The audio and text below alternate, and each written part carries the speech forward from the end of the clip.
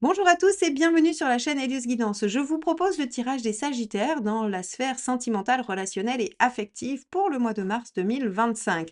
Ce tirage montre que vous avez à coopérer avec votre partenaire, qu'il soit en chemin vers vous ou que vous l'ayez déjà dans votre vie, et vous allez voir comment vous avez la possibilité de résoudre les difficultés qui vous occupent sur cette période. Avant ça, vous en avez l'habitude, si vous n'êtes pas encore abonné à cette chaîne et que vous aimez retrouver mes guidances, je vous invite à cliquer sur le bouton abonner et la clochette afin d'être notifié de la sortie de mes vidéos. Ça vous permet de me retrouver plus facilement et à la chaîne de continuer de grandir. Si vous êtes déjà abonné, merci de continuer à liker, commenter et partager ces vidéos. Vous participez ainsi au succès de la chaîne et je vous en remercie chaleureusement. Je vous laisse avec votre tirage.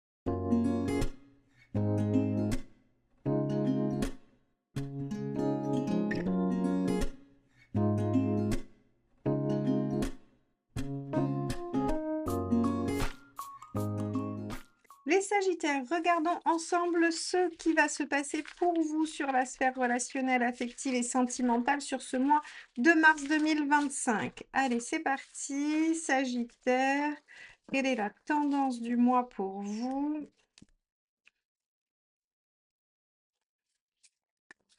On a la roue de fortune inversée. Alors avec cette carte en inversée, on pourrait avoir quelques lenteurs, quelques ralentissements dans une évolution, dans une situation qui mériterait peut-être d'aller plus vite. Vous pourriez être agacé par la lenteur des choses.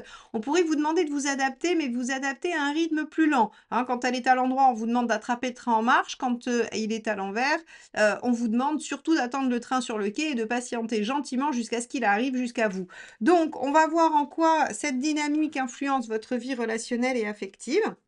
Alors, pour ce faire, on va utiliser le Spirit Song Tarot pour vous, les Sagittaires. Et ensuite, on utilisera le Tarot Grand Luxe pour la personne en face de vous. Allez, c'est parti, les Sagittaires, quel est votre état d'esprit?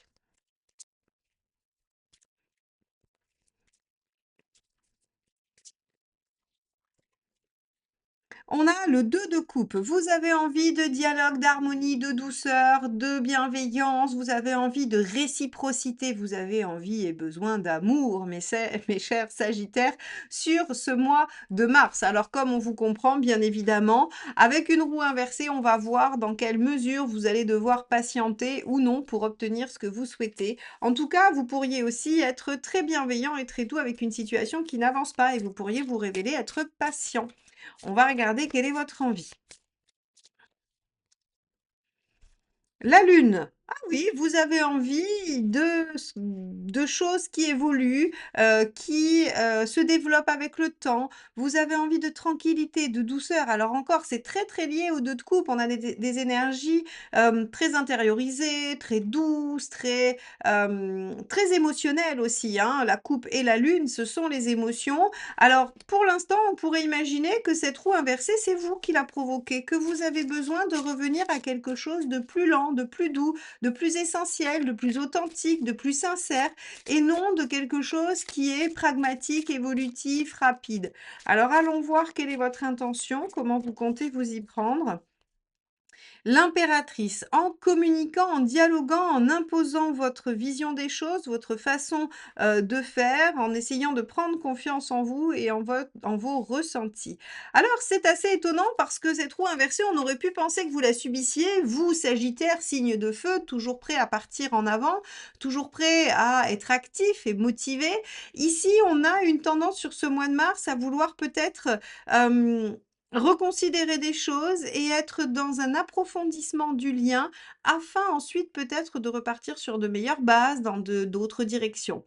Quoi qu'il en soit, par exemple, si vous êtes célibataire, vous avez envie surtout de vous retrouver bien avec vous-même avant d'aller vers quelqu'un. Si vous êtes en couple, vous avez besoin de revenir aux bases essentielles de la relation avant de faire des projets. Il y a vraiment cette notion de se ressourcer dans l'affect, l'émotionnel et ce qui semble être primordial. Alors regardons ce qui pourrait bloquer cette démarche, cette intention, cette volonté. Le 3 de bâton.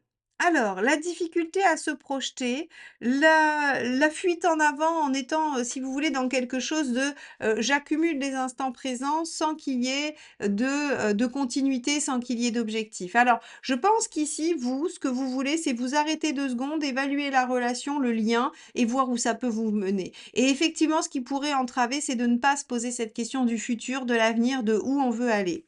OK. Donc on est vraiment sur un temps, j'ai l'impression, de ressenti, d'intériorisation. C'est assez, assez étonnant. C'est ralentissons pour être sûr que nous allons bien au bon endroit, hein, c'est vraiment ça. Quel est le conseil? Page d'épée.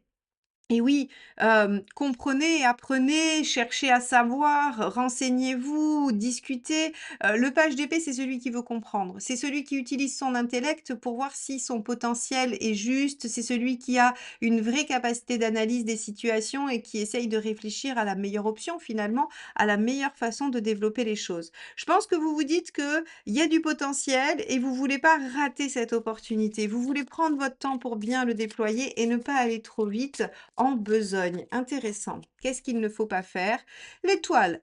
Ah, ça aussi, c'est pas mal. Parce que avec toute cette lenteur, avec toute cette douceur, en fait, l'univers vous dit, OK, les Sagittaires, vous voulez ralentir, prendre votre temps, évaluer les choses, pas de souci, c'est une bonne chose, c'est une bonne attitude.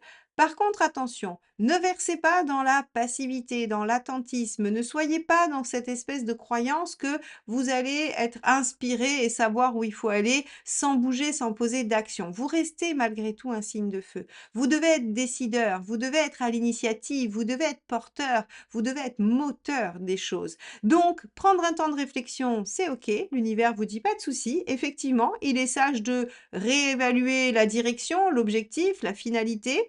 Il est sage d'essayer de comprendre pour aboutir. Par contre, attention, ne restez pas dans une passivité, un attentisme qui pourrait finalement vous empêcher d'avancer dans la bonne direction et de déployer ce fameux potentiel. Alors, allons voir ce qu'on a en face. Qu'est-ce qui vous met dans cette situation de vouloir autant ralentir? Est-ce qu'on a quelqu'un qui veut vous faire aller trop vite, peut-être là où vous ne voulez pas aller? On va regarder ça tout de suite. Allez, qu'est-ce qu'il y a en face des Sagittaires? Quel est l'état d'esprit de la personne en face? Le jugement. La personne en face, elle veut réévaluer les choses. Alors non, effectivement, elle vous oblige probablement à faire un temps d'arrêt et à réfléchir. Le jugement, c'est je réévalue les choses. Je reprends la situation et je me demande si j'ai envie de la faire évoluer dans telle ou telle direction. Donc on a quelqu'un qui fait le point, qui fait le bilan en face et qui je pense, vous oblige à le faire aussi finalement, mais vous l'acceptez, hein, puisque c'est aussi dans votre volonté. Je pense que vous vous êtes peut-être un peu brûlé les ailes, vous avez été un peu trop vite et vous êtes OK pour repartir un peu de zéro. Si vous êtes célibataire, vous allez rencontrer quelqu'un qui est dans la même dynamique que vous, c'est-à-dire qui aurait pu aller trop vite avant et qui se dit: «Moi, je veux y aller tranquille, je veux faire les choses bien comme il faut et surtout pas reproduire les mêmes erreurs». Quelle est l'intention de cette personne? La tour, prendre conscience d'eux. Alors, venir chambouler les choses, oui, pourquoi pas, mais c'est une intention, hein, donc on est vraiment sur une intention psychique, psychologique, c'est l'envie d'eux. Et la maison de Dieu n'est pas un événement dans ce cas-là, elle est juste un état d'esprit, une volonté. Et c'est la volonté de prendre conscience, de remanier les choses, de déstructurer ce qui a été érigé jusque-là pour rebâtir différemment. Il faut savoir que la tour n'écroule que ce qui ne pouvait pas tenir sur le temps, hein. La tour, elle vient pas juste balayer votre vie ou vos croyances parce que ça lui fait plaisir. Elle vient parce que vous étiez parti dans la mauvaise direction. Ah, tiens, ça nous rappelle la première partie du tirage où en fait il était bon de prendre une pause pour évaluer si on allait dans le bon sens. J'ai l'impression ici que autant vous que la personne en face a conscience que la direction prise n'est pas la bonne et amène à l'échec et qu'il vaut mieux ralentir, se poser, évaluer et prendre des décisions qui vont dans le bon sens plutôt que de courir à votre perte tout simplement. C'est plutôt sage et effectivement, ça demande de ralentir. Allez, quelle est l'intention de la personne en face? La reine de denier. Viser la sécurité et la construction. Donc, on est sur quelqu'un qui veut faire du long terme en face de vous, mais qui veut faire du long terme correctement, qui veut pas se précipiter et le faire n'importe comment. Ça, c'est plutôt positif. Qu'est-ce qui pourrait bloquer en face? 2 de bâton, le choix de vie, la direction, évidemment. C'est-à-dire que on pourrait avoir quelqu'un qui hésite. quelqu'un qui ne sait pas, ce qui pourrait prendre du temps, ce qui nécessiterait peut-être de réévaluer les objectifs respectifs. Si vous ne dialoguez pas, impossible de savoir si vous avez en commun le même objectif de vie, la même vision du monde et les mêmes envies par rapport à ce que vous voulez réaliser et concrétiser. Donc là, ça va être important de ne pas laisser la personne hésiter, de ne pas la laisser dans un flou artistique et de dialoguer pour être sûr que les choses sont bien identiques. Quel est le facilitateur numéro un? Cavalier d'épée, c'est de se servir de son intellect, de sa capacité mentale et intellectuelle, sa lucidité pour débusquer les problématiques et régler les difficultés, les problèmes, dépasser les obstacles, hein. Donc ça, il faut être. C'est là où en fait finalement on rejoint l'étoile en négatif, où on vous dit il ne faut pas être passif, c'est-à-dire que si vous repérez une difficulté, il va falloir s'y atteler et la dépasser. Deuxième facilitateur, le 6 de denier. Le 6 de denier, c'est la coopération. C'est fait ensemble. Ne pensez pas que chacun va régler les choses dans son coin, que chacun va faire. Ne pensez pas que l'autre a toute la responsabilité des changements. Et dans l'autre sens aussi, hein, c'est-à-dire il ne faut pas que votre partenaire pense que c'est vous qui avez à changer et il ne faut pas que vous pensiez que l'autre a à changer. Vous avez à remodeler les choses ensemble, que ce soit un couple qui existe déjà et qui ait besoin de remaniement, comme une nouvelle relation. C'est-à-dire que l'autre ne peut pas dire: «Ben, moi, je veux pas refaire comme avant et donc je ne veux pas le même type de personne», pensant qu'il n'a rien à changer. Et vous, vous ne pouvez pas vous dire: «Eh bien, je vais prendre mon temps, je vais ralentir parce que je veux surtout pas aller trop vite et je ne m'intéresse pas et de comment il est dans la relation». Ça, c'est important, que vous puissiez imaginer qu'il y a quand même malgré tout du travail réciproque et de la, et de la coopération, hein. C'est vraiment le mot du 6 de denier. Alors bon, j'allais pas du tout tirer de carte, mais celle-ci s'est éjectée de mon jeu, c'est le cavalier de bâton. Continuité, persévérance, courage, il y a pas de raison que vous n'y arriviez pas, hein. Ça, c'est le message du cavalier de bâton que je vais vous laisser là. On va regarder où vous en êtes à la fin du mois, comment ça se termine cette affaire, en tout cas, quel est l'état des lieux à la fin du mois de mars. 6 de denier, bah regardez, c'est la même que celle-ci, c'est-à-dire qu'on obtient de la coopération, de l'échange, on a de la bienveillance, on a de l'aide, de l'entraide. Donc ça veut dire que vous arrivez à trouver une façon d'agir cohérente ensemble qui vous amène probablement, puisque le 6 de denier en général amène le succès, hein, il est plutôt positif, c'est-à-dire que grâce à la coopération, vous obtiendrez le résultat escompté. Allons voir la deuxième carte.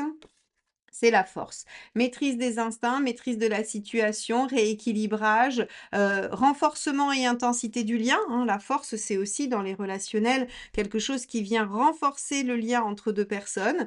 Donc moi, j'ai l'impression que de coopérer va vous rendre bien plus soudés et va, vous permettre de peut-être mieux vous connaître et mieux vous ajuster l'un à l'autre, ce qui est visiblement très, très bon pour votre relation. Encore une fois, qu'elle soit ancienne et qu'elle nécessite des réajustements ou qu'elle soit toute nouvelle et qu'elle soit un peu entachée au départ de vos fonctionnements antérieurs. Voilà pour vous mes chers Sagittaires, j'espère que ce tirage viendra nourrir votre réflexion, qu'il vous aidera à prendre la bonne direction pour trouver les solutions dans votre vie sentimentale. En tout cas, moi je vous remercie de m'avoir écouté jusque-là et je vous souhaite un très beau mois de mars. À bientôt, bye bye.